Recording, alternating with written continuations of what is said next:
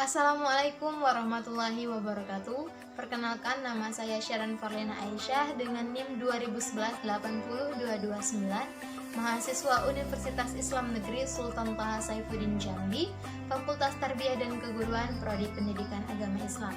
Video ini dibuat untuk memenuhi tugas ujian akhir semester pada mata kuliah Ushul Fiqh dengan dosen pengampu Ibu Rina Juliana.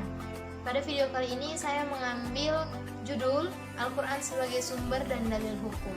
Sebelum merujuk kepada Al-Quran sebagai sumber dan dalil hukum, ada baiknya kita mengetahui pengertian dan sejarah Al-Quran terlebih dahulu. Secara etimologi, Al-Quran berasal dari bahasa Arab, yakni qara'a yaqra'u Qur'ana, yang berarti bacaan. Al-Quran adalah kalam Allah yang diturunkan kepada Nabi Muhammad SAW melalui berupa wahyu melalui perantara malaikat Jibril dalam kata-kata berbahasa Arab dengan arti yang baik sebagai hujah bagi Rasulullah SAW dalam pengakuannya sebagai Rasul. Al-Quran pertama kali diturunkan itu di Mekah pada tahun 611 Masehi, tepatnya di Gua Hira, kemudian berakhir pada tahun 633 di kota Madinah. Turun secara berangsur-angsur selama kurang lebih 22 tahun beberapa bulan. Nah, ayat pertama itu yang turun adalah surah Al-Alaq ayat 1-5. Nah, otentitas Al-Quran, umat muslim sepakat bahwa wahyu Allah yang diturunkan kepada Nabi Muhammad SAW itu adalah autentik atau benar-benar dari Allah Subhanahu wa Ta'ala. Keautentikan Al-Quran dapat dibuktikan dari ketelitian para sahabat dalam menghafal maupun membukukan Al-Quran. Nah, sebelum dibukukan, Al-Quran itu tersimpan dalam rekam teliti para sahabat, baik berupa hafalan ataupun tulisan. Tulisan pertama kali itu terdapat ditulis pada bermacam media, contohnya seperti pada batu, tulang, kayu, daun pelepah kurma dan lain sebagainya. Nah, pada masa itu juga Rasulullah menganjurkan agar kaum muslimin itu menghafal Al-Quran, terutama pada bagian-bagian yang dibaca saat sholat. Nah, dari sini timbullah kelompok yang disebut sebagai hafidhun atau orang yang menghafal, orang yang hafal seluruh Al-Quran kemudian mengajarkannya kepada orang lain. Tidak lama setelah itu Rasulullah SAW wafat. Kemudian kepemimpinannya digantikan oleh Abu Bakar. Nah, Abu Bakar adalah khalifah pertama yang meminta juru tulis Nabi, yakni Zaid bin Sabit untuk menuliskan naskah.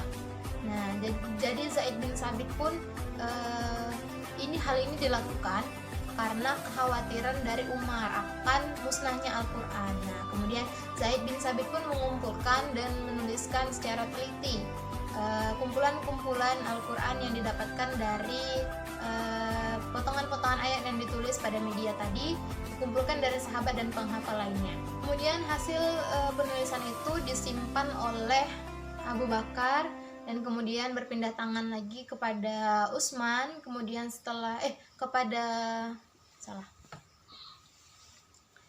kemudian hasil pembukuan itu disimpan oleh Abu Bakar, kemudian setelah itu berpindah tangan kepada Umar, kemudian setelah Umar wafat disimpan oleh putrinya Hafsah, yaitu istri Nabi Muhammad SAW. Setelah itu pada kepemimpinan Utsman, Al-Quran barulah dibukukan. Nah, kemudian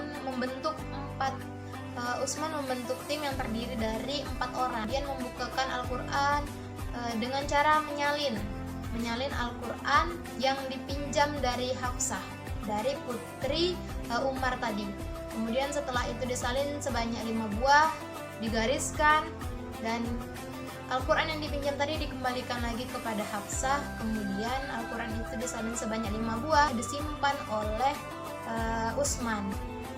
Nah, kemudian inilah yang dinamai dengan Mushaf Al-Imam. Nah, dari sinilah umat muslim itu menyalin Al-Quran sampai sekarang. Diturunkannya Al-Quran Al-Quran itu diturunkan kepada Nabi Muhammad SAW untuk disampaikan kepada umat manusia sebagai kemaslahatan bagi kepentingan mereka, terutama atau khususnya bagi kaum muslimin, kaum mukmin yang percaya akan kebenarannya.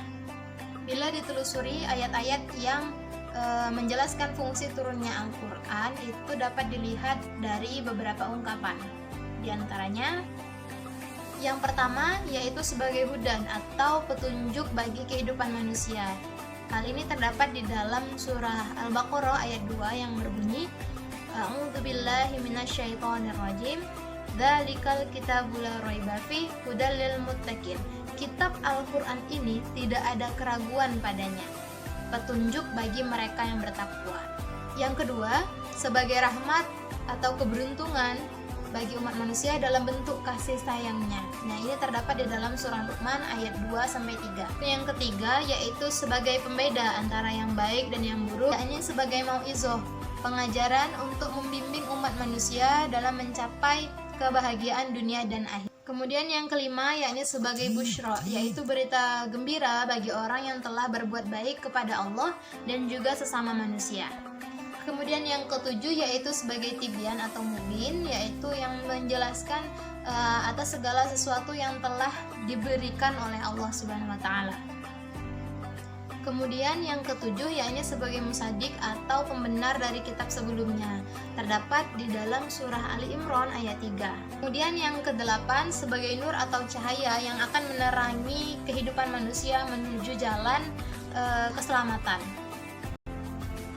Yakni sebagai tafsil, yaitu penjelasan secara rinci tentang apa yang harus dilaksanakan sesuai dengan yang dikehendaki Allah Subhanahu wa taala.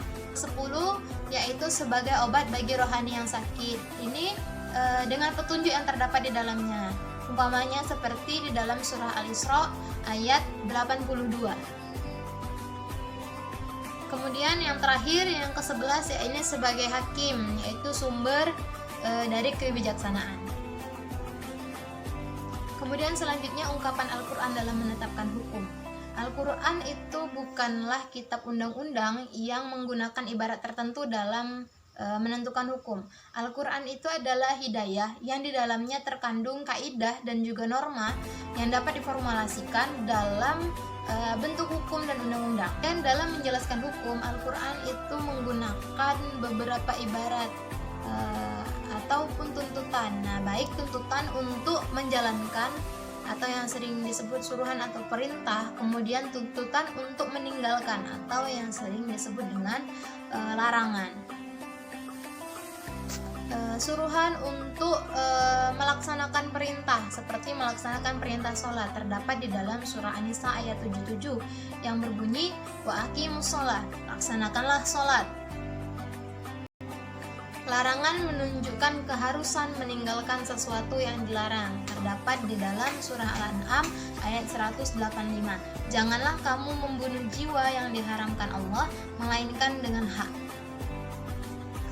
Kemudian masih banyak lagi ungkapan di dalam Al-Quran yang menjelaskan tuntutan meninggalkan ataupun tuntutan untuk mengerjakan.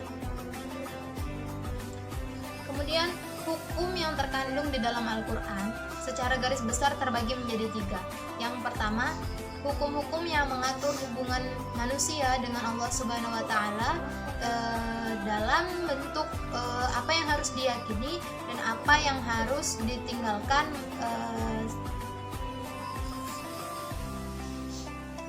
Yang pertama yakni hukum yang mengatur hubungan antara manusia dengan Allah Subhanahu wa taala. Dalam hal ini tentang apa yang harus diyakini dan apa yang harus ditinggalkan sesuai dengan keyakinannya. Ilmu hukum jenis ini, hukum ini disebut dengan hukum i'tidakiyah. Kemudian dikaji lagi di dalam ilmu tauhid. Nah, yang kedua yakni hukum yang mengatur tentang hubungan antara manusia dengan manusia, baik apa sifat-sifat apa yang harus dimiliki dan sifat-sifat apa yang harus dihindari dalam kehidupan bermasyarakat. Hukum ini disebut dengan hukum khulqiyah, kemudian dikembangkan lagi di dalam ilmu akhlak. Yang ketiga, yakni hukum yang menyangkut tindak tanduk manusia baik tingkah laku lahiriahnya dalam hubungan dengan Allah Subhanahu wa taala, dalam hubungan dengan sesama manusia, tentang apa yang harus dilakukan dan apa yang harus dihindari. Hukum ini disebut dengan hukum amaliyah, kemudian dikaji lagi di dalam hukum syariah. Baiklah, itulah yang dapat saya sampaikan. Lebih dan kurang mohon maaf, saya akhiri. Wassalamualaikum warahmatullahi wabarakatuh.